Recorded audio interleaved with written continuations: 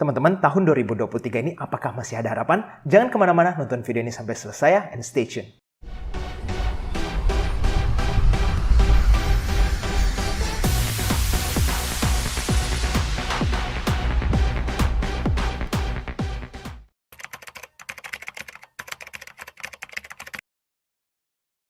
Oke teman-teman, jadi di video hari ini kita akan langsung saja membahas ya bahwa ekonomi di tahun 2023 ini akan melambat. Nah, kira-kira bagaimana nih strategi kita? Apa yang harus kita perhatikan? Yuk langsung saja kita mulai video hari ini.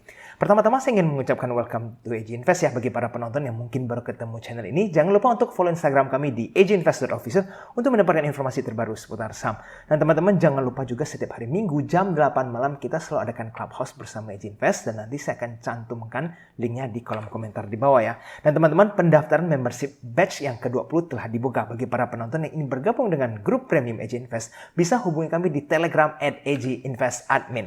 Nah, teman-teman coba kita lihat ya outlook tahun 2023 untuk kuartal pertama dulu nih.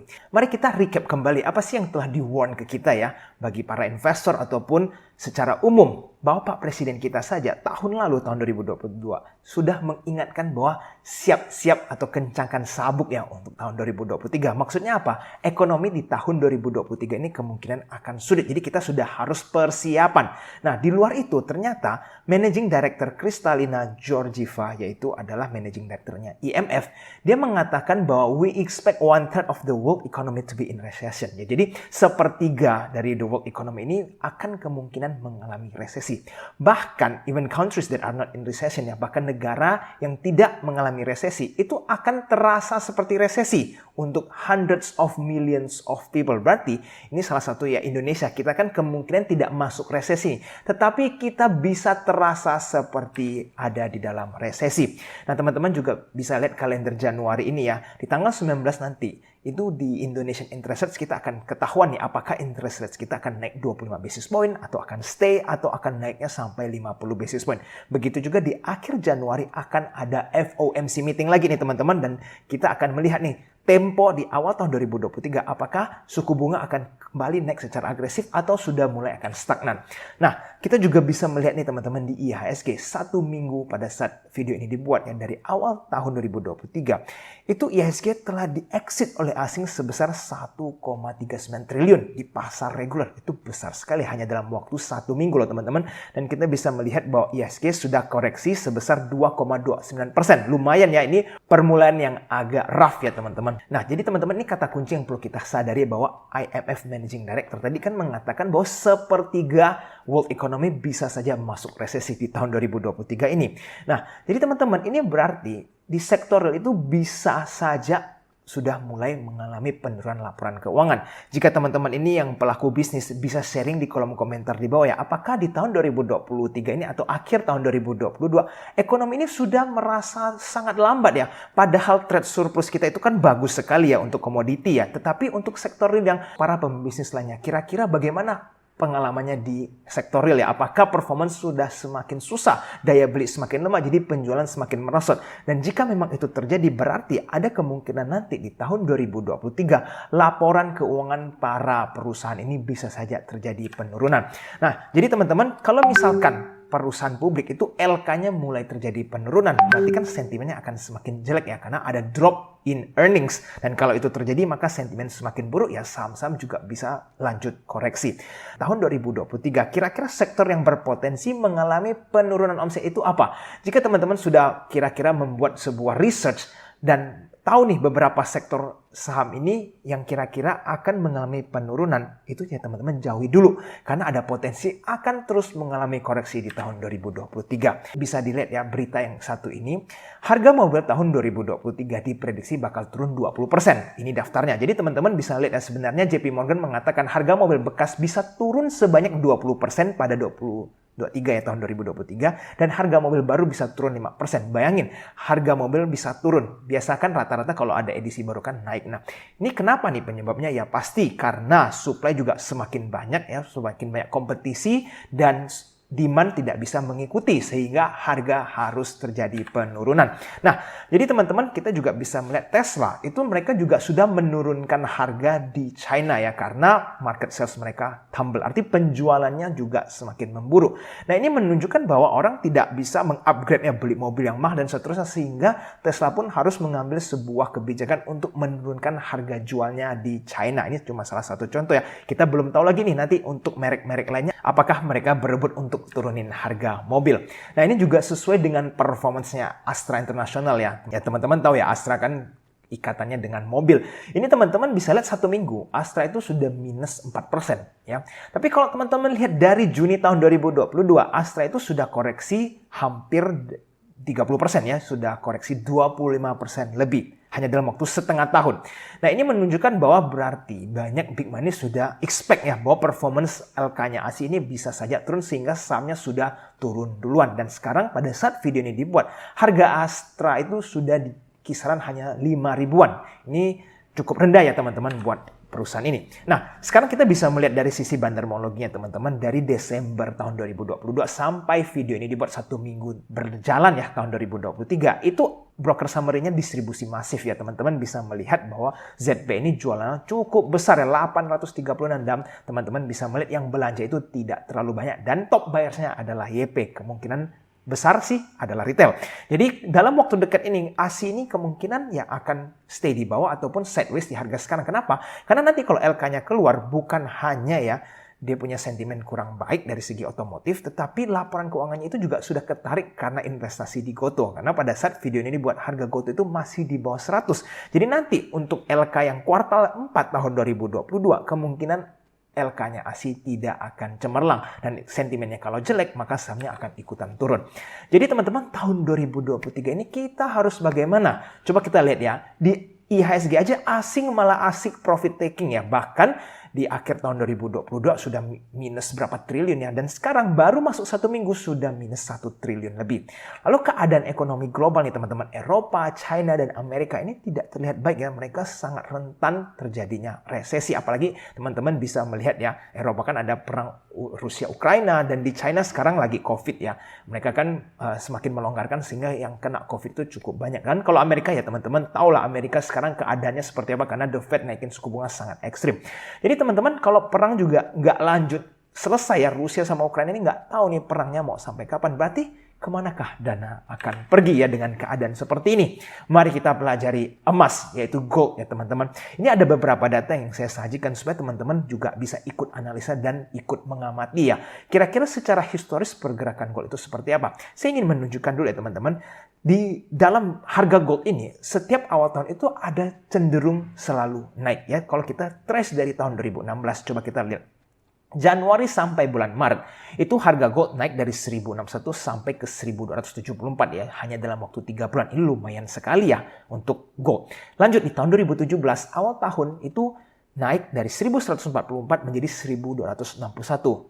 Ya, kira-kira juga selama 3 bulan ke depan. Nah, sekarang kita lanjut di tahun 2018 nih teman-teman. Gold itu naik dari 1314 ke 1364. Untuk tahun 2018 tidak terlalu tinggi sih, karena naiknya sudah terjadi sebelum awal tahun ya. Desember itu mereka sudah naik dari 1200-an, naik terus sampai akhirnya mencapai 1364 dalam waktu hanya 1-2 bulan. Kita lanjut lagi nih teman-teman, tahun 2019.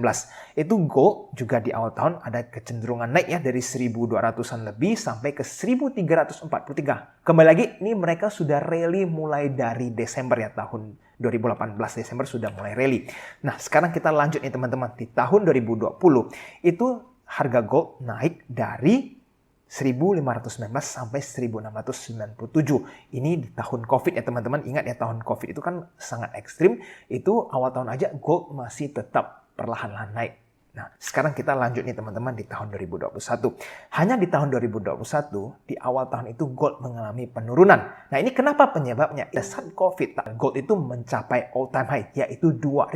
Mereka terus mengalami kenaikan dari 1400, 1300 sampai ke 2000. Itu kenapa mereka secara tahun 2021 itu slowly mengalami penurunan karena kenaikannya terlalu ekstrim. Nah, sekarang kita lihat di tahun 2022, kembali lagi ya polanya seperti biasanya. Awal tahun mereka di 1800 dan sampai bulan Maret mereka mencapai 2046. Ini spektakuler sekali ya di tahun 2022. Nah jadi teman-teman, sekarang kita memasuki tahun 2023. Ingat bahwa gold itu sudah mengalami kenaikan dari November 2022. Itu harganya cuma 1006 dan sekarang pada saat video ini dibuat sudah 1800. Nah ekspektasinya adalah mungkin gold akan terus naik sampai bulan Februari ataupun Maret. Tetapi ada kemungkinan mereka akan retrace dulu ya, karena kenaikannya sudah cukup steep. Tetapi menurut saya di tahun 2023 ini, kalau memang beberapa negara mengalami resesi ya, sangat besar kemungkinannya gold akan mencapai di atas 1950 atau bahkan mendekati 2000. Atau kalau lebih optimis lagi, kalau keadaan ekonomi sangat parah, mereka bisa mencapai all time high. Jadi teman-teman sangat disayangkan kalau belum mulai memperhatikan emas. Oke?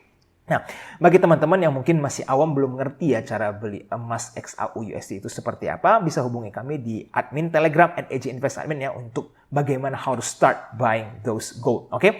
Jadi teman-teman ingat ya, kesempatan kalau ada itu kita harus ambil. Jangan kita biarkan karena kesempatan itu tidak selalu datang. Jangan sampai ini teman-teman itu yang kebagian FOMO ya, artinya sudah terlanjur naik banyak teman-teman FOMO baru ikutan di ujung. Nah, biasanya itu kebagian cuci piring. Dan teman-teman, selain emas ternyata ada kesempatan lain yang teman-teman perlu perhatikan, yaitu adalah indeksnya US. Coba kita pelajari dua indeks ini ya. Teman-teman bisa lihat yang sebelah kiri ini ada S&P 500 dan yang di kanan adalah Nasdaq. Ini kedua indeks paling favorit di US. Coba kita perhatikan ya, di saat video ini dibuat, Nasdaq itu sudah terjadi koreksi 33%. Ya, itu sangat besar. Dan kalau S&P 500 sudah terjadi koreksi dari all time high mereka ya, sebesar 18,28%. Nah, coba kita bandingkan ini dengan pada saat COVID ya. Pada saat COVID itu kan keadaan market sangat panik ya. Namanya juga COVID, everything is very bad. Oke? Itu S&P cuma minus 30% ya. Dan Nasdaq itu minus 29,3% dari all time high mereka. Itu pada saat krisis loh ya. Nah sekarang kita lihat tadi data. Nasdaq itu sekarang sudah koreksi 33% lebih. Artinya penurunannya sudah lebih besar daripada krisis COVID yang tahun 2020. Nah sekarang teman-teman dengan keadaan seperti ini menurut saya di tahun 2023 ini kan masih ada panik ya, di mana kekhawatiran tentang resesi. Kalau S&P dan Nasdaq ini lanjut mengalami penurunan sampai ke harga sebelum COVID, maka itu menjadi kesempatan yang sangat besar untuk teman-teman mulai masuk ke dalam indeks Amerika. Karena teman-teman indeks ini Amerika ya itu gampang banget reboundnya dan mereka secara konsisten itu biasanya perlahan-lahan rally ya. Jadi teman-teman sangat disayangkan kalau teman-teman melihat kesempatan sepertinya diskon besar, teman-teman tidak ambil kesempatan tersebut. Ingat S&P 500 teman-teman bisa cek aja data sebelumnya, mereka itu sepanjang tahun itu akan perlahan-lahan naik ke atas, begitu juga dengan Nasdaq. Nah, jadi teman-teman perlu saya ingatkan bagi teman-teman yang masih belum mengerti cara membeli indeks, bisa juga hubungi kami di Telegram @AJInvestAdmin untuk menanyakan bagaimana cara memulai membeli indeks. Jadi, beli indeks ini seperti beli kumpulan saham, jadi teman-teman nggak perlu pusing-pusing analisa satu persatu, tinggal beli aja indeksnya. Kalau memang ekonomi Amerika membaik, maka indeksnya juga semuanya akan pulih. Oke? Nah, sekarang teman-teman bagaimana dengan saham di tahun 2023? Apakah masih ada harapan nih? Yes, tentunya masih ada harapan yang besar di dalam saham Indonesia ya. Tetapi bukan sekarang waktunya untuk beli ya, tapi melainkan teman-teman harus tunggu nanti di kuartal ketiga atau di kuartal keempat tahun 2023. Karena kita masih perlu melewati masa kampanye dan teman-teman kalau memang the world having a global recession, yaitu Indonesia juga secara tidak langsung akan terkena dampak. Karena dana asing kalau keluar, ya itu tetap IHSG akan kena imbasnya walaupun ekonomi kita tidak memasuki resesi. Jadi daripada kita bingung mau beli saham apa teman-teman, sementara ini banyak sekali saham IPO yang bisa teman-teman ikuti. Dan pada saat video ini dibuat, masih ada 4 saham yang sedang book building ya. Ada NIYZ, ada PV, ada Laju, dan juga ada BSMT. Nah nanti teman-teman tinggal analisa lebih dalam lagi saham-saham ini kira-kira ingin ikuti yang mana. Karena untuk mengikuti IPO, ingat strateginya adalah pada saat masuk ke dalam pooling, pada saat mereka IPO atau melantai di bursa, teman-teman bisa langsung jual pada beberapa menit pertama. Nah, disitulah cuan yang bisa teman-teman dapatkan dari IPO. Oke, sekarang coba kita kembali flashback ya teman-teman. Sektor-sektor apa saja yang telah tayang dan kira-kira di tahun 2023 ini ada sektor apa nih yang menarik untuk kita perhatikan. Ingat, di tahun 2020 pada saat itu COVID ya. itu adalah zaman era teknologi dan juga healthcare rally nggak karu-karuan. Ya, ingat kan teman-teman bisa lihat percepatan teknologi, bank menjadi digital dan seterusnya, semua saham teknologi itu rally dengan begitu kencangnya. Begitu juga dengan healthcare ya, Inafcav ya teman-teman masih ingat zaman-zaman tersebut itu bisa arah terus-terusan. Nah itu tahunnya COVID. Sekarang di tahun 2021 dan 2022 yaitu adalah komoditi super cycle khususnya untuk batu bara. Jadi teman-teman bisa melihat ya batu bara itu juga rally sampai ada yang all time high. Nah sekarang di tahun 2023 yang dimana ada kekhawatiran resesi nih. Kira-kira sektor apa yang akan tayang di tahun 2023 ini? Nah jadi teman-teman, menurut saya jelas di tahun 2023 masih ada harapan. Jadi teman-teman tinggal memperhatikan kira-kira ada sektor apa yang performance-nya ini masih bagus tetapi harganya terjadi diskon karena panik kan.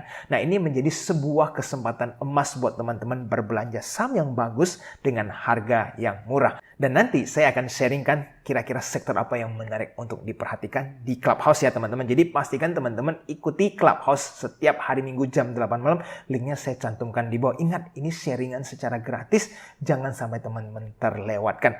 Oke teman-teman, video hari ini sampai di sini dulu ya. Jika teman-teman merasa video ini bermanfaat, jangan lupa untuk tekan tombol like-nya ya. Dan subscribe channel ini supaya teman-teman selalu update dengan informasi terbaru seputar saham. Sampai jumpa di video selanjutnya. I'll see you again next time. Bye-bye.